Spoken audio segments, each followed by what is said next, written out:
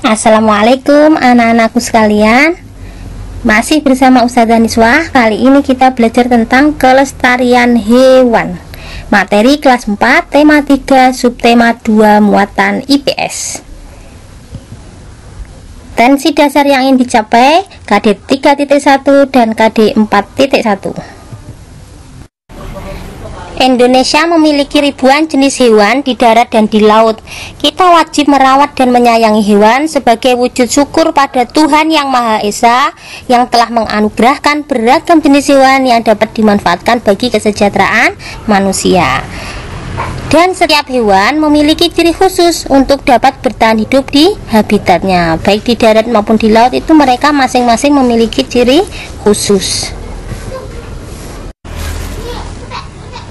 Beberapa hewan di Indonesia itu sudah terancam punah. Perlu upaya dalam menjaga kelestarian hewan-hewan langka dan terancam punah di Indonesia. Taman nasional itu sebagai salah satu upaya konservasi hewan langka di Indonesia.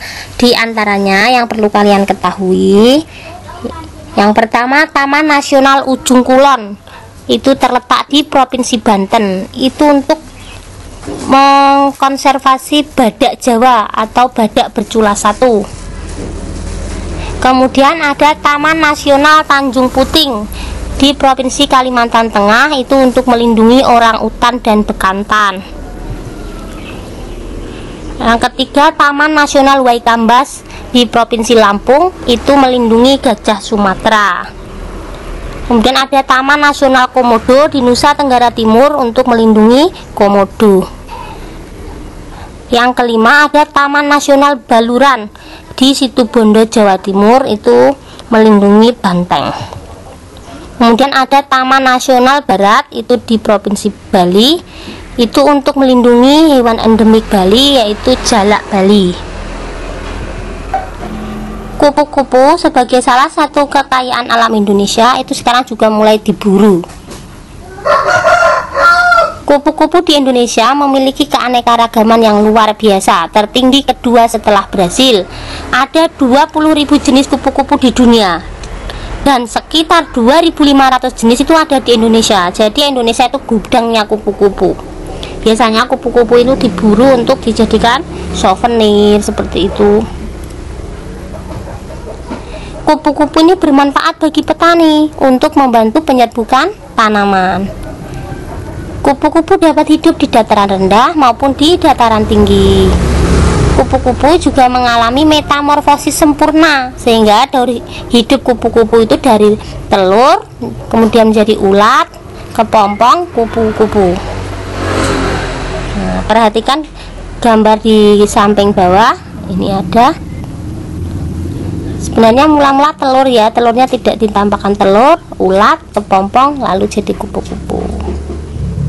Perburuan kupu-kupu ini dapat merugikan keberlangsungan hidup kupu-kupu maupun makhluk lain.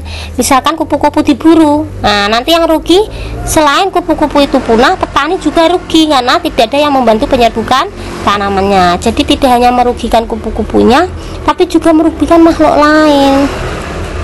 Nanti tanaman itu jika tidak ada yang membantu penyerbukannya, lama-lama sudah langka seperti itu. Jadi itu aktivitas perburuan itu dapat mengganggu ekosistem. Tadi di awal Ustazah sudah bilang bahwa setiap hewan memiliki ciri khusus disesuaikan dengan habitatnya. Sekarang kita cek satu persatu ciri khusus hewan. Yang pertama, paus. Nah, paus ini termasuk mamalia yang hidup di air ya. Kebiasaannya salah satunya itu sering muncul ke permukaan untuk menghirup udara pernafasan. Masih ingat, paus bernafas menggunakan paru-paru karena termasuk mamalia air ya. Kemudian ciri khususnya paus yang lain adalah memiliki lapisan lemak yang tebal untuk menjaga suhu tubuhnya tetap stabil. Nah, dia termasuk berdarah panas ya, jadi suhu tubuhnya itu harus stabil. Habitatnya paus di air laut. Kemudian ada hewan berikutnya, kelelawar. Ciri khusus kelelawar itu memiliki kemampuan ekolokasi, jadi bisa menemukan benda ataupun makanan ataupun mangsa dengan menggunakan gelombang bunyi. Caranya dengan memancarkan gelombang ultrasonik. Ingat, gelombang ultrasonik itu yang frekuensinya di atas 20.000 Hz. Jadi dia mampu mengetahui jarak dan posisi makanan dengan mengeluarkan gelombang ultrasonik. Nanti pantulannya kembali ke hewan itu. Kemudian kelelawar termasuk hewan nokturnal, aktif di malam hari. Ciri yang lain, penglihatannya kurang tajam, habitatnya di darat. Kemudian hewan berikutnya bunglon. Ciri khusus dapat merubah warna kulit seperti warna benda di sekitarnya. Hal ini dikenal dengan istilah mimikri. Bunglon juga memiliki lidah yang panjang. Ini tujuannya untuk menangkap mangsa. Lengket juga itu ujungnya ya. Habitatnya di darat. Kemudian ada burung pelikan. Cirinya memiliki paruh kuat, panjang dan berkantung. Itu untuk memangsa ikan ya. Kakinya berselaput ya, membantunya untuk berenang. Habitatnya di perairan. Ini kan burung pelikan ini ada yang hidup di perairan air laut maupun di air tawar. Ada dua jenis. Kemudian penguin. Ciri khusus penguin itu biasa hidup berkelompok, memiliki bulu yang tebal dan lapisan lemak yang tebal sehingga dia tetap hangat meskipun habitatnya di kutub selatan. Hewan berikutnya beruang kutub. Beruang kutub ini cirinya berwarna putih, itu tujuannya untuk berkamuflase dengan es ya, karena hidupannya di kutub. Kemudian memiliki rambut tebal. Rambut tebal beda ya, kalau penguin tadi bulu tebal, kalau beruang rambut tebal. Rambut dan bulu itu beda. Kemudian beruang memiliki lapisan lemak yang tebal di bawah kulit sehingga dia tetap hangat. Habitatnya di kutub utara. Kalau penguin tadi di kutub selatan, beruang ini adanya di kutub utara. Lanjut. Ciri khusus hewan berikutnya adalah singa. Singa ini warnanya coklat muda, cocok dengan lingkungannya lah, biasanya di padang-padang rumput seperti itu. Singa jantan biasanya memiliki jabrik atau surai di lehernya, gagah ya. Kemudian penglihatannya sangat baik, kemampuan berlarinya baik, bisa mencapai 80 km per jam. Tapi kelemahannya tidak dapat memanjat. Kakinya memiliki bantalan khusus sehingga tidak terdengar ketika melangkah. Jadi kalau mau menerkap mangsa itu mangsanya tidak tahu. Habitatnya di darat atau padang rumput. Kemudian unta.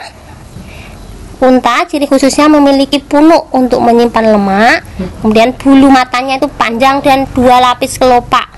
Itu berfungsi untuk melindungi matanya dari debu. Jadi sewaktu-waktu ada badai seperti itu, nah, langsung kelopaknya ditutup, bulu matanya melindungi. Kemudian nostril atau lubang hidungnya dapat menutup. Nah, jadi ketika ada badai aman, lubang hidungnya ditutup langsung biar tidak kemasukan pasir.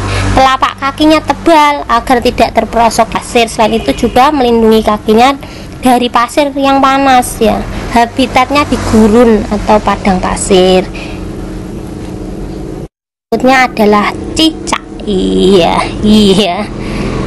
Cicak ini mempunyai perekat pada telapak kakinya.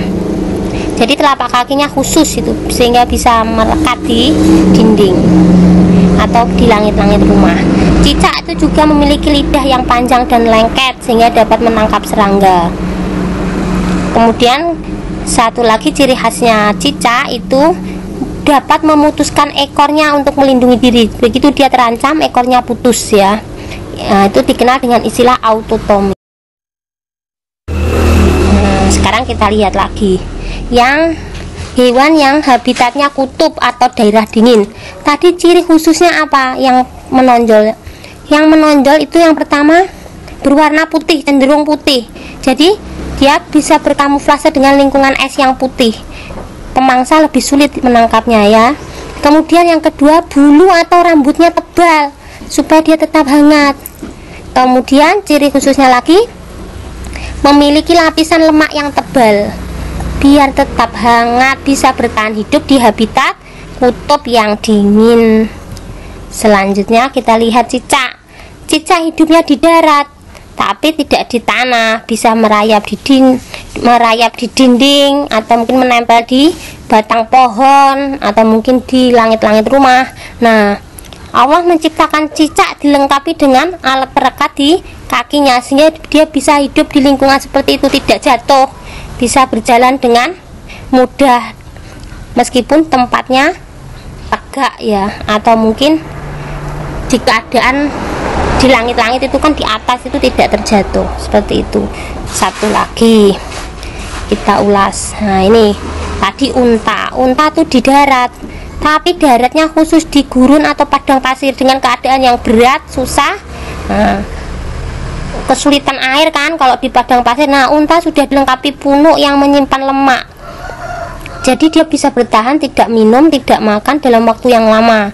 Belum lagi kalau ada badai mungkin di padang pasir. Nah, Allah melengkapi unta tadi dengan bulu mata yang panjang, kelopaknya yang rangkap, kemudian lubang hidung yang bisa menutup, jadi dia aman ketika ada badai pasir. Kakinya juga, kakinya unta tadi dibuat besar, tebal, itu aman, tidak terprosok, tidak kepanasan. Di antara semuanya tadi sudah terlihat kan, masing-masing hewan memiliki ciri khusus disesuaikan dengan keadaan habitatnya atau tempat hidupnya. Allah itu menciptakan setiap hewan itu dengan sempurna. Bentuk dan fungsi tubuhnya sudah disesuaikan dengan tempat hidupnya. Jadi tempat hidup yang berbeda, maka karakteristiknya berbeda.